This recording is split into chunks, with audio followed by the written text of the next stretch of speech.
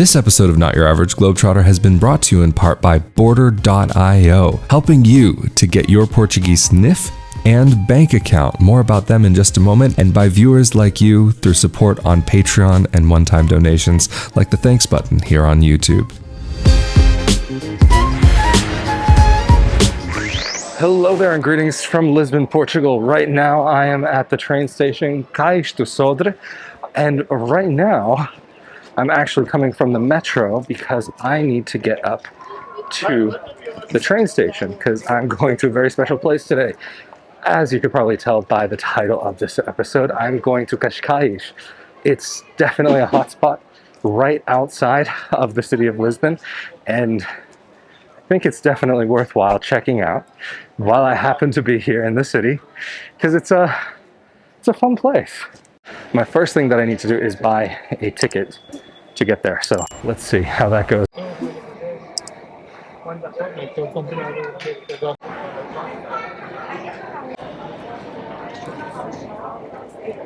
So definitely when you're getting on the train or off the train area and also the metro, make sure you keep your ticket with you. Make sure you don't lose it. It's very necessary so that you can actually get out because you have to scan going in and scan coming out. But I'm here at the station now, so that means easy peasy lemon squeezy. Time to get on the train. It seems like the train will take a little bit before it gets here, but I know I'm excited because just like Lisbon, I haven't been to Cascais in a very long time, and so far I've been really enjoying my time, and it's so sad that my time in Lisbon is almost up. So I thought right before I have to start thinking about heading back, maybe I'll get this one little trip in before getting back to Braga. Here comes the train, and actually this train I would say is comfortable enough, even though it actually did get quite packed full of people while on it. And when we're talking about also the trip from Cascais Portugal to Cascais, we're talking about, say, a 30 to 40 minute ride, depending on the time of day and depending on the ride itself, depending on how many people have to get on and off and all the little variables that can happen. But one of the reasons why I wanted to go to Cascais is because I know it is such a hotspot right now for individuals who are thinking about moving to Portugal. There are also a lot of people who think about some of the places that are along the train line in between Lisbon and Cascais, for example, Estoril or Carcavelos.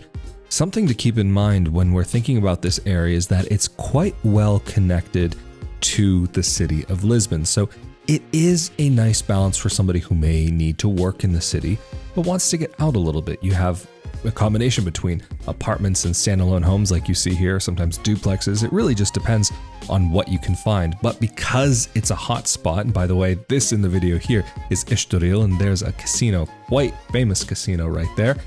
But because it's such a hot spot, it is becoming more difficult to find places, and just like everywhere else, prices are going up. And for me personally, I actually really do enjoy Cascais, but is it actually the type of place I could see myself living in? That's going to be something that I'm going to answer the reasons maybe why not in the rest of the video.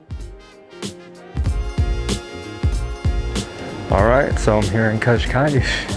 As you can see, coming in to Cascais, the train has a lot of people. Heading out from Cascais, it also has a lot of people because it's not just a tourist train, it's also a commuter train. So even that's why a lot of the footage coming in this direction that I was able to get was from one side because I just couldn't get up. Like, it was so packed you couldn't even think to walk down the aisle.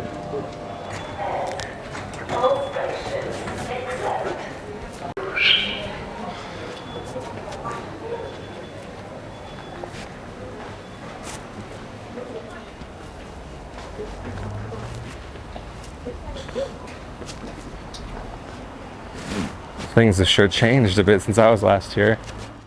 And just before we get into the next section of this episode, a quick word from this week's sponsor. A big thanks to Border for sponsoring this week's episode of Not Your Average Globetrotter. Border offers the easiest way to get your NIF and Portuguese bank account, both of which are integral parts of your move to Portugal. Border can help you from any location around the world, wherever you are remotely, so that you don't have to travel to Portugal. Also at Border, you'll be dealing with English speakers who offer excellent customer support. They'll help you accomplish these necessary steps to get your new life started here in Portugal. Visit border.io/NYAG, that's BORDR.io/NYAG. Thank you again to Border for sponsoring this week's episode of Not Your Average Globetrotter, and let's get back into the episode. I got here and it is already a bit after 7. It's 7:23 right now. And I would say it's feeling kind of like the afternoon.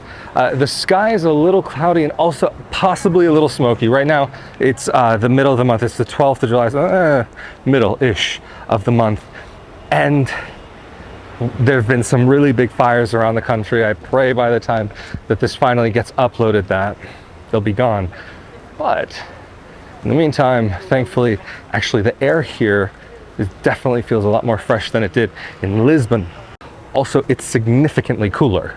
Right now, it's actually here 27 or 28 degrees Celsius, whereas in Lisbon, it was 31. But up in Braga today, it's like, I want to say about 37, 38. It's been really, really hot. And so I'm actually very grateful that I'm not there today and that I can have a little bit of a escape from that heat. It just so happened that the timing worked out well for me. In regards to where to go, what to do, how to do, as per usual, this is not that video. This is let's get lost, let's get through this, let's have some fun. Let's just kind of go through the area and see what's up. This is my experience as somebody who's living here. Not necessarily as a tourist. Yeah, I'm doing something that's touristy, but I'm not necessarily here to have the full tourist experience. I'm here as someone that has some stuff to get done, and I happen to have a little bit of extra time while I'm getting things done. So, because of course, when you're on vacation versus when you're actually living in a country, you're going to be able to experience it completely differently. You're going to see two different sides. I mean, since being here, I've mostly spoken Portuguese. However, you definitely can get around with English. I've been surprised with even having people say, oh, you're not from here, do you speak English? And it's like, yeah. And even been into a couple of stores in Lisbon where the people there actually didn't even speak Portuguese and asked me if I could speak English. So, I mean, hey, if that's how it goes, like, I have no problem to oblige. English is definitely an easier language for me to communicate in. Look at this cute little street here. I'm gonna go down here because basically anywhere from here is gonna take you down to the water. But there's a lot of people that like to come here because of the atmosphere. It's a bit on the pricey side here. Lisbon in general and this area is not cheap. A lot of people who come to move here, especially Americans, one of the places that they like to aim for is Cascais. Because palm trees, I mean, let's see, yeah, palm trees right there. It's kind of hard to miss. There's a big palm tree in front of me down the street. There's a lot of people, it seems as though they're from maybe California, as well as other places, but of course not just Americans from California. There are people from all over the place. I'm pretty sure I'm smelling some salty fresh air already. I mean, in Lisbon, you don't really get that because it's a river that comes through the city. You get fresh air, but it's not like that sea air. One of the reasons why people come here is because of what is right around the bend right here. A beautiful beach. This is just one of them that you can find here. And it's so much fun to be able to get to see. But I want to head down a little bit more into the center as well as towards one of the more kind of main beach areas here. Of course, this is summer, so things are going to be a little bit busier than they normally might be in other times of the year. Right now, it seems as though there are a lot of Spanish tourists. I've been hearing some Americans, but an exceptional amount of Spanish-speaking tourists sounding like they're from Spain seem to be in Lisbon as well as here in Cascais. Here's another little area where you can get a good sea view down here. Because I mean, technically, this is like right on the edge of the river, but more so jutting out into the ocean in some other ways.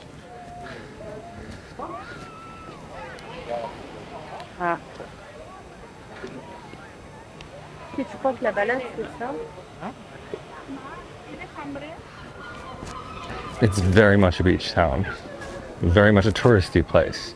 Do people live here? Yes. Do people live here full time? Yes. But it's still very much a place dominated by tourists.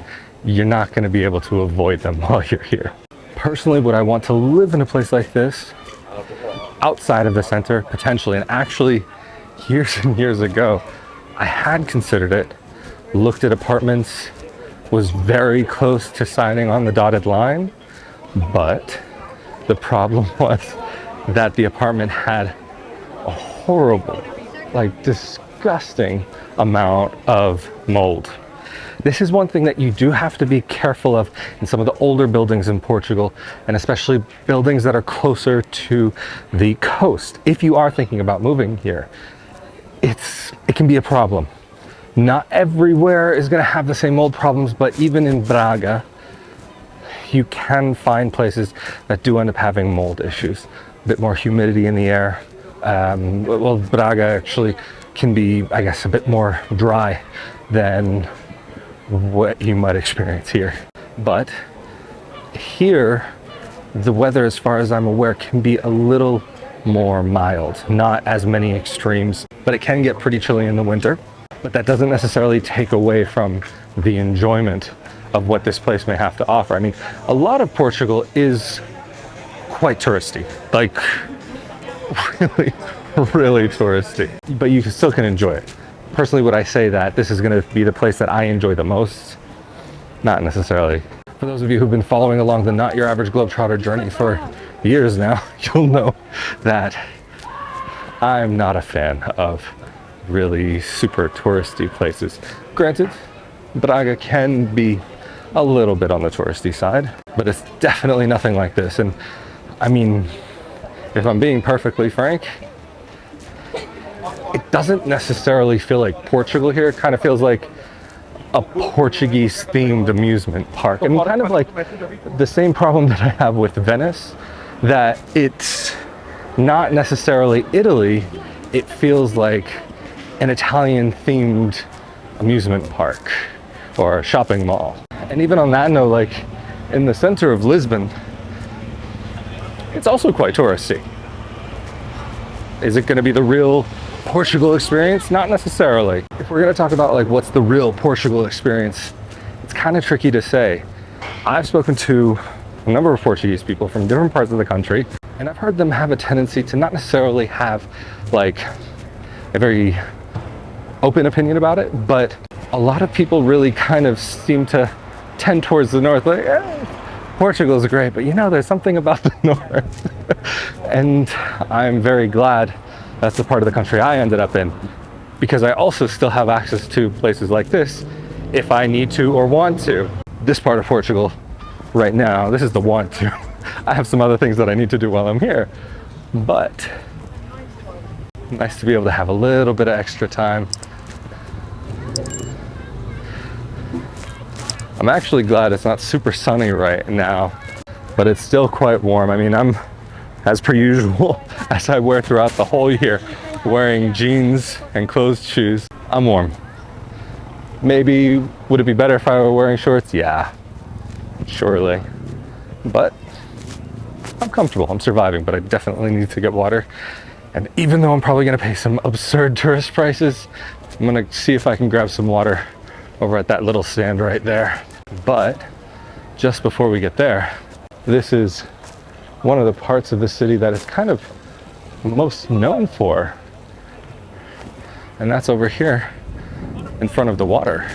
You also have a fort up there. There's a couple of forts on the way from here to Lisbon, but there's also under here another beach. There's all these different beaches along from Lisbon to Cascais that you can come and swim, where you can have a nice day with some friends, a nice afternoon, or even like now, a nice evening out. I mean, what would be better than having a nice beach experience in a cute little town? I mean, imagine staying at this hotel right here. I don't even want to think about the price. But that would be great. Like if you go to the beach over there and then you just cross the street, you're already back at your room. Yeah, pretty darn convenient. Of course, fast forwarding ever so slightly, the water was 120, so I'm not gonna say it was a bad price. It was actually better than what I was expecting, but definitely not cheap at all. But it was, for this moment, worth it. I would say, of course, if you go to a supermarket, you're gonna spend a lot less. You're gonna spend, for a big bottle, less than what I paid for this one small bottle. And also along the coast, you have a bunch of these mansions, not exactly like these two up here, but something similar, and some very large, beautiful places. Sometimes they'll have like events at some of them. Sometimes they're turned into restaurants. Some of them are still owned by a family, and maybe they live there part of the time, or maybe, I think there's maybe one or two that could be owned by TV personalities.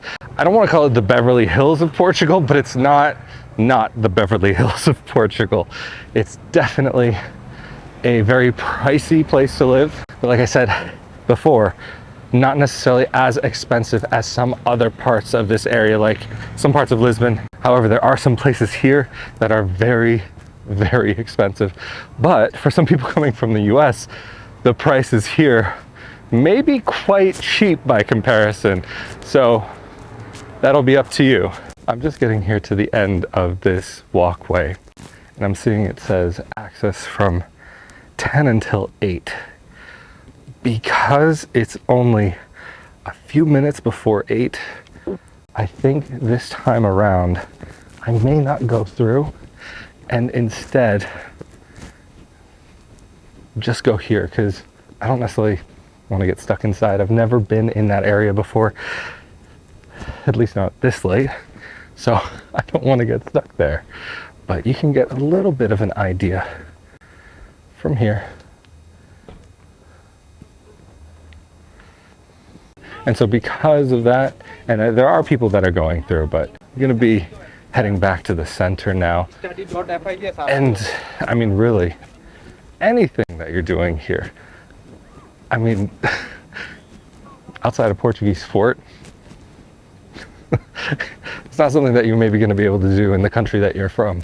Well, definitely not a Portuguese fort. Well, if you're in Brazil, maybe a Portuguese fort. But to have this kind of experience is very unique to this part of the world. And that's why I also want to head back into the center, just to give a little bit more of an idea of what you may see while visiting this small town. And even though it is a small town, it doesn't necessarily have a very small population, because it is a little bit spread out. You do also have some areas, and they all kind of run into one another. But I'm going to pick this back up when I get back down the street. All right, so we are now back down at the end of the street. So take another look at the center. We came from over in that direction, but now we're gonna head up this way here, because I think this will take us through the center, just curving around in a different sort of way.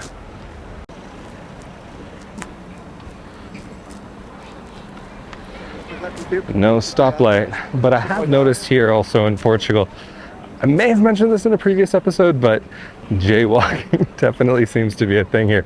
After living in Italy, I've noticed how much more people jaywalk here. But how do you tell that you're in a super touristy location? Other than all the touristy accoutrement, the way that you really tell is that there's an Irish pub right there, where you'll be able to catch all the games and maybe even a proper Guinness. And this kind of leads me actually to a little bit of an issue that I take with some locations. Granted that tourism can be wonderful for a location. It can really help to bring jobs, support people, make them have a living. But sometimes the people who end up working those jobs aren't necessarily local from there, and maybe they're jobs that even locals might not be willing to work. Depends, really depends. But over that time, these towns end up losing a little bit of their essence, I guess you could say. They lose a little bit of what makes them like a nice little town to be able to live in. And it turns into a giant outdoor pub like this. Not that it's the worst thing, but it's unfortunate that sometimes you lose a little bit of the essence of what it means to be in that place. I mean, even like going over here, you see a British flag. This is Portugal. And of course, people are enjoying themselves, having a fun time, and that's why they're here. But again, that's why they're here, because it's not necessarily like it's a holiday in the sun, a vacation, not necessarily a cultural experience. And not every vacation has to be a cultural experience. And then even when it comes to a cultural experience, people like different aspects of different things. I mean, for me, I'm not the type of person that likes to go to museums, but I like to see the museum of life, so to speak, walk around the streets, see the people, talk to local people, try the local foods if I can. That ends up being the way that I enjoy a place.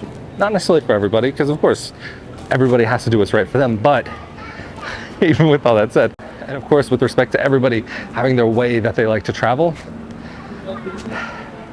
I can't help but think it's almost a little sad when some of these places lose their local flair. And are there places that haven't yet lost their local flair? Of course.